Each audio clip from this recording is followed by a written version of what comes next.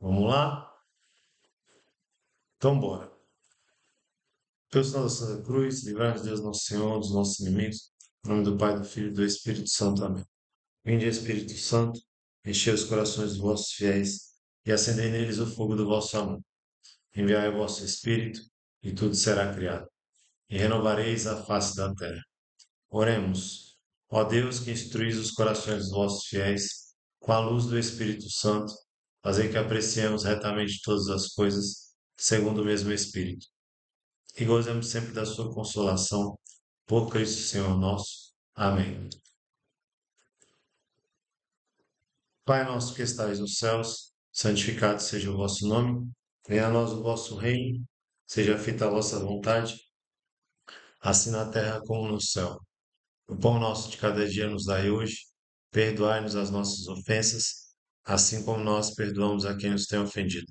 E não nos deixeis cair em tentação, mas livrai-nos do mal. Amém. Ave Maria, cheia de graça, o Senhor é convosco.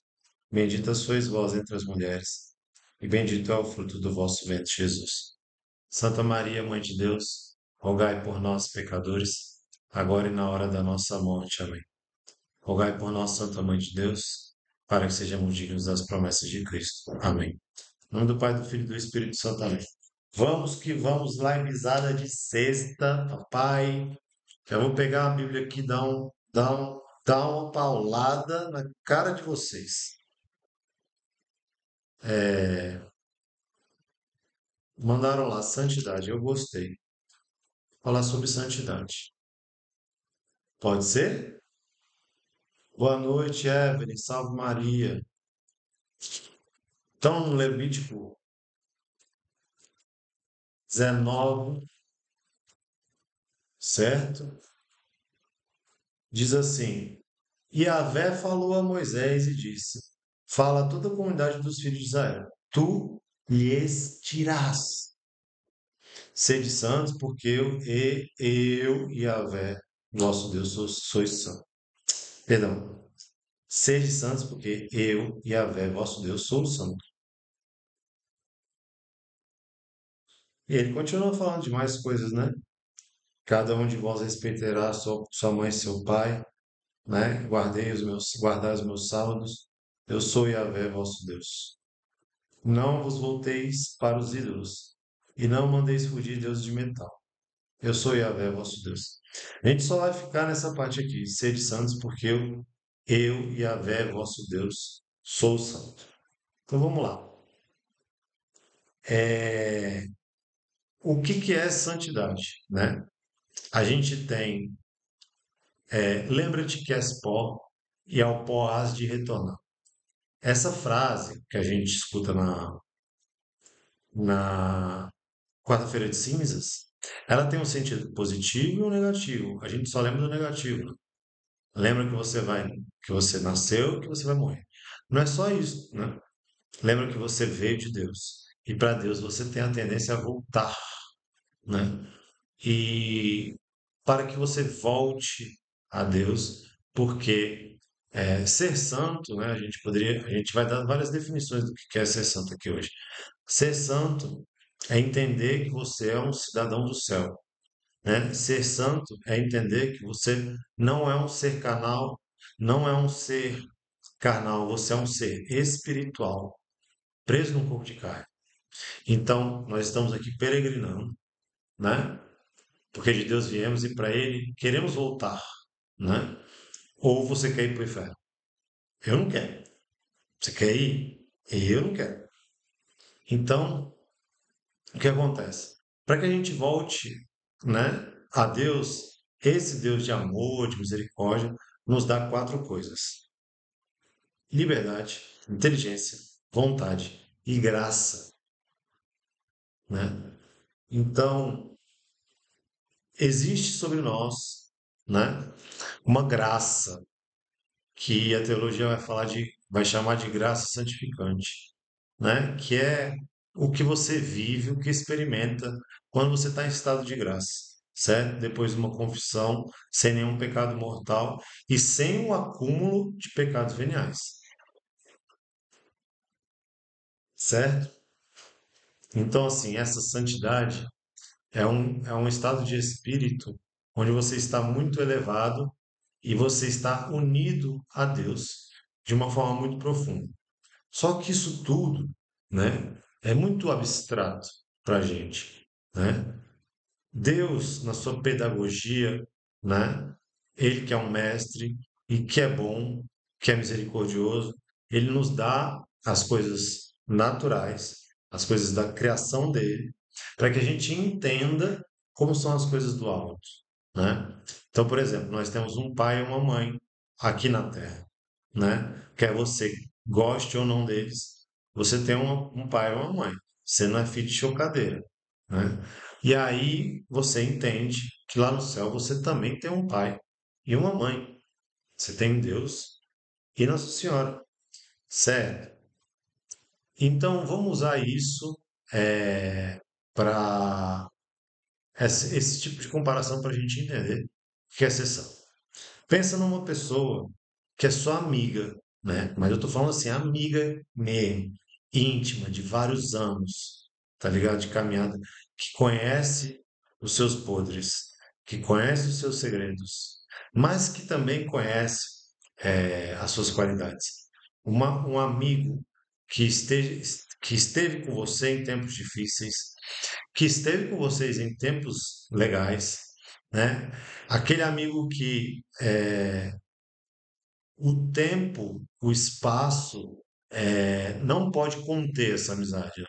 Você pode ficar um tempo sem ver essa pessoa, você pode até ficar distante dessa pessoa, mas aquela relação de amizade não esfria, não acaba, porque aquela pessoa é sua amiga, entendeu?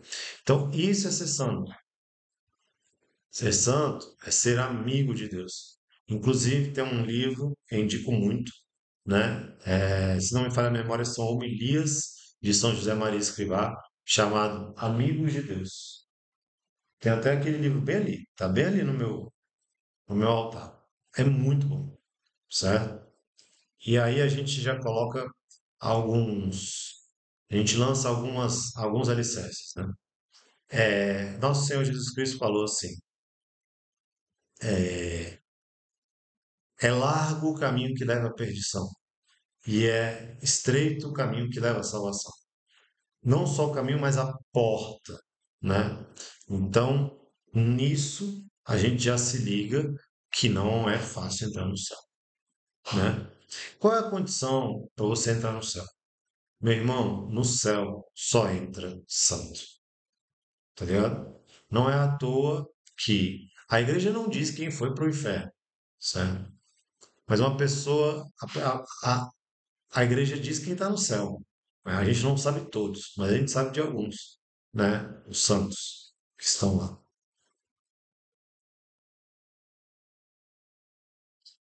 Mas vamos falar sobre o purgatório, por exemplo. Tem gente boa, gente de caminhada, de igreja, que evangelizou, fez pastoral de rua, que essa pessoa vai morrer e ela vai para o purgatório, né? Ela não vai para o inferno, ela vai para o purgatório porque ela precisa se purificar, porque no céu só entra santo. A gente acabou de ler aqui em Levítico 19, né? Versículo 2, né?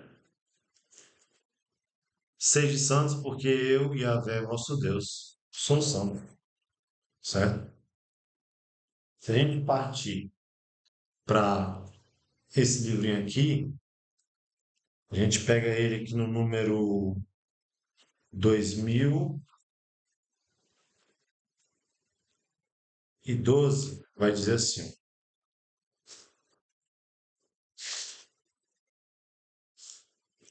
a santidade cristã. E nós sabemos que Deus coopera em tudo para o bem daqueles que o amam. Porque os que de antemão ele conheceu, esses também predestinou a serem conformes à imagem de seu filho, a fim de ser ele o primogênito entre muitos irmãos. E os que predestinou, também os chamou. E os que chamou, também os justificou. E os que justificou, também os glorificou. Justificar, tá? Dentro do contexto bíblico, é santificar. Quando a Bíblia diz assim, São José era um homem justo, quer dizer que São José era um homem santo. tá? Aí vem o número 2013. Todos os fiéis cristãos de qualquer estado ou ordem são chamados à plenitude da vida cristã e à perfeição da caridade. Todos são chamados à santidade. E aí Jesus pega o que estava escrito lá em Levítico 19, nós vamos ler aqui, e coloca o estado de perfeição, que é o de santidade. Deveis ser perfeitos como vosso Pai Celeste é perfeito.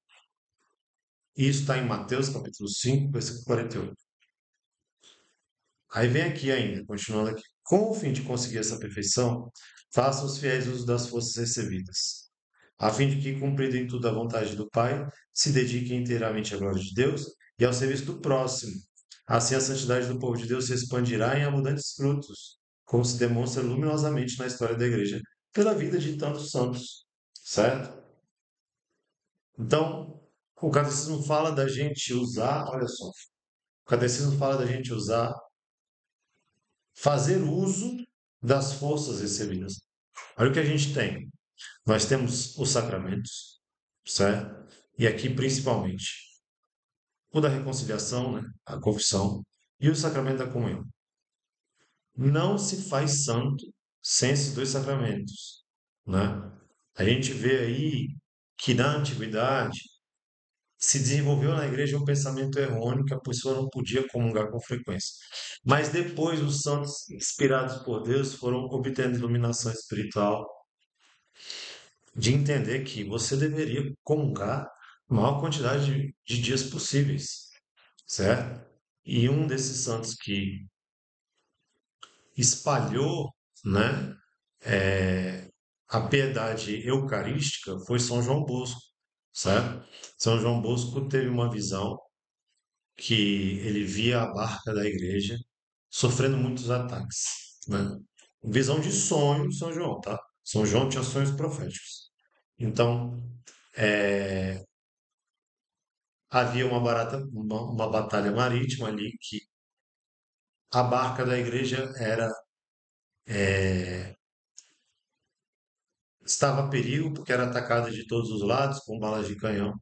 E aí essa barca chegou num lugar que foi um lugar seguro, porque tinham duas colunas, né?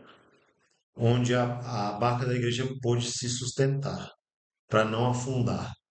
E aí São João Bosco vai dizer que essas duas colunas, uma era a Eucaristia e a outra era Nossa Senhora, certo? Então a gente tem essas forças, o sacramento da comunhão, o sacramento da confissão, mas também temos Nossa Senhora, certo? A gente precisa viver a maternidade espiritual da Santíssima, né, Virgem Maria, certo? Não se faz santo sem devoção a Nossa Senhora.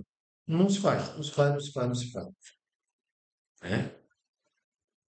Todo santo, em maior ou menor grau, era devoto de Nossa Senhora, tá bom? O que mais que a gente tem de força recebida, né? Eu já falei aqui. Inteligência, vontade, liberdade, né? A gente tem o texto, a gente tem a comunhão dos santos, essa igreja que é católica, apostólica, que é universal, tem no mundo inteiro. Aonde você entrar no mundo, vai ter uma missa sendo rezada lá. E você pode até não entender a língua, mas você vai saber o que está acontecendo ali. E você vai participar daquela missa. Certo? Nós temos a visita ao Santíssimo, tá? Nós temos os livros espirituais que foram escritos pelos santos. Né? Tudo isso para te fazer ser santo, para te levar à perfeição. Certo? O que eu vejo que falta muito nas pessoas é porque elas não querem deixar Deus agir nelas. Não quer deixar Deus esculpir, né, elas. Fazer uma forma de santidade. Certo? Por quê que as pessoas não querem isso? As pessoas não querem abrir mão. As pessoas não querem renunciar, né?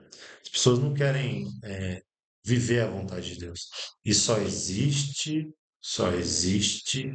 alegria, só existe plenitude só existe perfeição dentro da vontade de Deus, certo?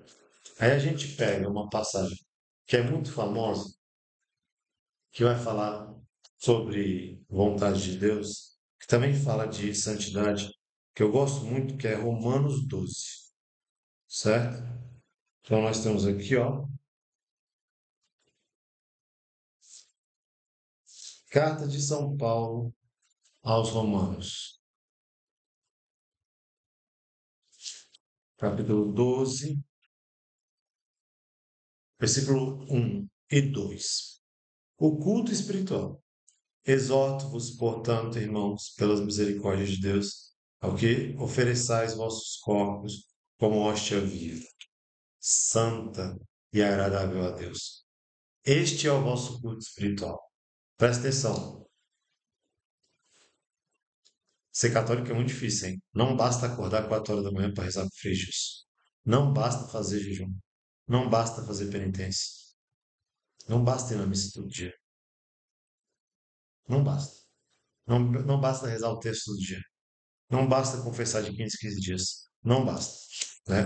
Isso não é o culto. O culto é espiritual, esse que São Paulo está falando.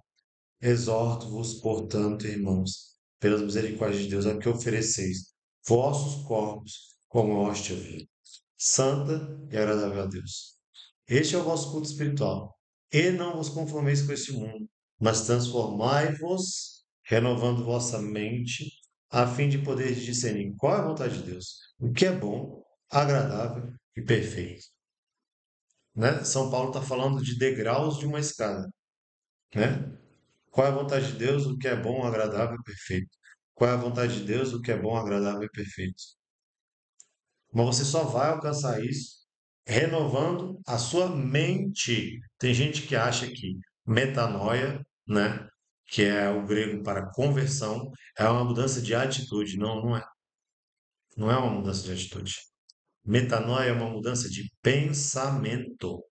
E aí, quando você muda o seu pensamento, depois, consequentemente, você muda a sua atitude, tá? Então, assim, ó, eu vos exorto, pois, irmãos, a oferecerdes os vossos corpos como hóstia viva, santa e agradável a Deus. A gente pensa numa coisa, Lucas 9:23. Jesus diz: Aquele que quer vir após mim, renegue-se a si mesmo, tome a sua cruz a cada dia, depois vem e segue-me, né? Então, Jesus se deu na cruz, mas antes ele tinha instituído a Eucaristia, onde ele se dá como pão e vinho, né? E ele pede que nós façamos o mesmo, né? São Paulo em outras oportunidades vai dizer: já não sou eu que vivo, é Cristo que vive em mim, né? Viver para mim é Cristo e morrer é lucro, né? A sua vida não te pertence. Então, quando você começa a viver como se a sua vida não te pertencesse, você começa a traçar um caminho de amizade com Deus. Se você pensa tudo eu, tudo eu, tudo eu, tudo eu, a minha satisfação, o meu prazer, o meu jeito, a minha opinião, o que eu quero fazer, você nunca vai ser amigo de Deus desse jeito, né? Eu fico pensando quantas pessoas fizeram sacrifícios e ainda mandaram isso lá na caixinha do Instagram, né? Pedi, galera, dá sugestão aí sobre temas para live. Aí as pessoas falaram, né? Santidade, sacrifício. Então, assim, o sacrifício faz parte, né, da santidade. Gato Carlacutes, né? Beato, tem gente que está acelerando as coisas aí, né? Ele não foi canonizado ainda. Ele ainda é beato. Beato Carlacutes, né? Quando ele faleceu e foram enterrar ele, a mãe dele ficou perplexa porque tinha uma porrada de gente no cemitério, né? E grande parte dessas pessoas que estavam no cemitério eram moradores de rua, né? Que Carlo era amigo. Sabe como é que ele fazia amigo? Sabe como é que ele fazia amizade com esses caras? Ele tava lá, ele não dava o que sobrava, não era o que sobrava. Ele deixava de comer para dar para as pessoas. A mãe dele servia um prato, ele comia só uma parte. O resto ele deixava. e levava para um cara da rua. Então a gente acostuma muito de dar só o que sobra, dar só o que que dá para dar, né? Outro dia teve uma leitura que eu gosto muito dessa leitura, né?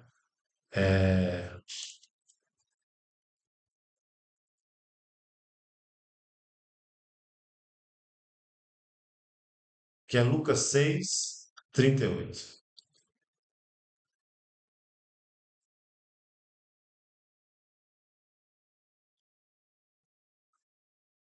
E diz assim, ó, não julguem e vocês não serão julgados. Não condenem, não serão condenados.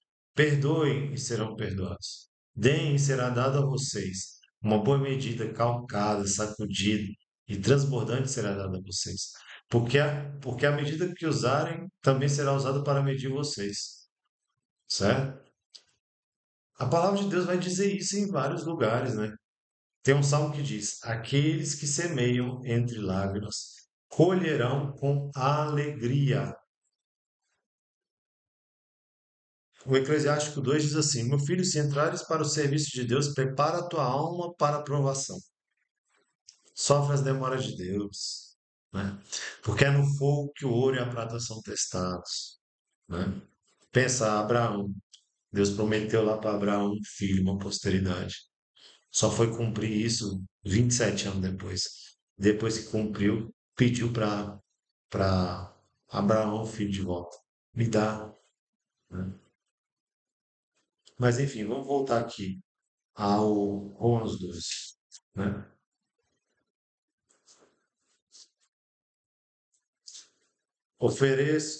Exorto-vos, portanto, irmãos, pela misericórdia de Deus, ao que ofereçais os vossos corpos como hóstia viva, santa e agradável a Deus. Este é o vosso culto espiritual. E não vos conformeis com este mundo, mas transformai-vos, renovando a vossa mente, a fim de poderes discernir qual é a vontade de Deus, que é bom, agradável, perfeito.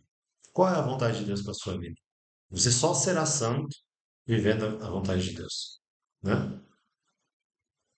Você só será santo entendendo o que é bom. E aí, melhorando o que é bom, sendo mais que bom, agradável. E o que é ser mais que agradável? Perfeito. A gente, quando fala muito de vontade de Deus, as pessoas começam a pensar nisso só no âmbito ali espiritual, né? Ah, eu vou ser pregador. Ah, eu vou ser coordenador de grupo jovem. Ah, eu vou ser freira. Ah, eu vou ser padre. Não, gente, não é só isso, né? A vontade de Deus, pensa, Deus te plantou num lugar, Deus te plantou numa família, certo? Deus confiou aquilo ali para você, por mais defeituosa que seja. É ali que você tem que dar fruto, né? Então você tem que, a vontade de Deus, amar a Ele sobre todas as coisas e amar o próximo como a ti mesmo. E esse próximo começa com honrar pai e mãe, né? Para a gente conhecer essa vontade, a gente precisa rezar antes de tomar decisões, né? E não tomando as decisões, né? E fazendo um monte de coisa e depois vendo se Deus fica o quê com aquilo. Não, pergunta antes, né? Por isso que aqui essa passagem de Romanos 12 diz para poder discernir, né? Antes de fundar a Aliança Missionária Mãos Abertas, eu passei quase um ano, se não foi um ano, com uma irmã minha que mudou para Minas, Carliane, rezando. Toda semana a gente se encontrava para rezar, né? Não era online, não. Eu ia lá na casa dela, lá no Guará, rezar. Velho. Então, assim, você tem um papel como filho, filha na sua família, você tem papel como esposo, como esposa, você tem um papel como pai, mãe, né? Aí, mais do que isso, os mais jovens têm um papel como estudante, né? Os mais adultos aí têm um papel como profissional, né? E a gente precisa, em tudo isso, buscar a glória de Deus, né? O resumo do que é vida é conhecer a Deus, amar a Deus e servir a Deus, né? Deus deu essa dádiva grandiosíssima que é a sua vida para que você glorifique a Ele, né? Então é para você usar tudo isso que você recebeu, seus olhos, seu nariz, sua boca, seu ouvido, seu coração, seu corpo inteiro, você ofertar a Deus para que Ele possa ser sal da terra e luz do mundo para as pessoas através de você, certo? Olha que louco isso. Tem gente que acha que, eu não sirvo para nada. Serve para ser santo, meu amigo. Você serve para ser santo. Você só não entendeu isso ainda. E a santidade aí, como a gente viu outro dia aí, eu estou gravando isso no dia 21 de março, né? Dia 19 de março foi dia de São José. Ninguém sabia, praticamente anônimo, né? E participou da obra da salvação como uma das pessoas mais importantes, né? Depois de Jesus é Nossa Senhora e São José. E era um simples carpinteiro, um carpinteiro e nada mais, como diz a música. Eis-me aqui, faça-se em mim. Eu sou um péssimo cantor, né? Número 2014. O progresso espiritual tende à união sempre mais íntima com Cristo. Essa união recebe o nome de mística, pois ela participa do mistério de Cristo pelos sacramentos, os santos mistérios. E nele, no mistério da Santíssima Trindade, Deus nos chama a todos a essa íntima união com Ele, mesmo que graças especiais ou sinais extraordinários dessa vida mística seja concedida apenas a alguns em vista de manifestar o dom gratuito, feito a todos. Aquele que vai subindo jamais cessa de progredir de começo em começo, por começo que não tem fim. Aquele que sobe jamais cessa de desejar aquilo que já conhece.